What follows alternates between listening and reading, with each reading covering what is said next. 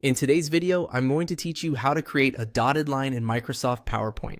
This is a quick and useful formatting trick that can help make your slides look cleaner, more organized, and a little more polished. Dotted lines are great for timelines, separators, diagrams, and callout designs.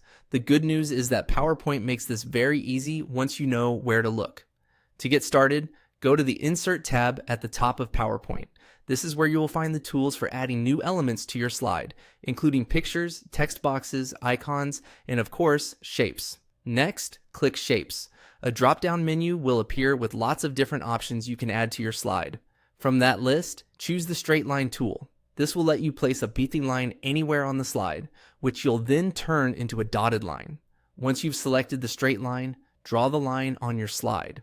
Click and drag in the direction you want the line to go. You can make it horizontal, vertical, or diagonal depending on your layout.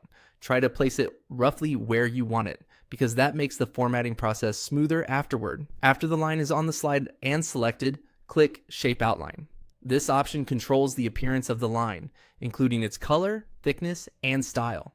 If you don't see the formatting options right away, make sure the line is still selected, since PowerPoint only shows certain tools when the object is active. From the Shape Outline menu, click Dashes. This opens a list of dash and dot styles you can apply to the line. This is the key step that changes your regular solid line into a dotted one.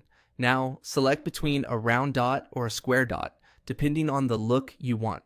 Round dots usually feel a little softer and more modern, while square dots can look a bit sharper and more structured. Choose the one that best matches the style of your presentation. And that's it. You've successfully created a dotted line in Microsoft PowerPoint.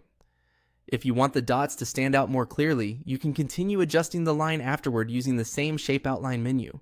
For example, a slightly thicker line can make the dotted effect easier to see, especially when presenting a scene on a larger screen.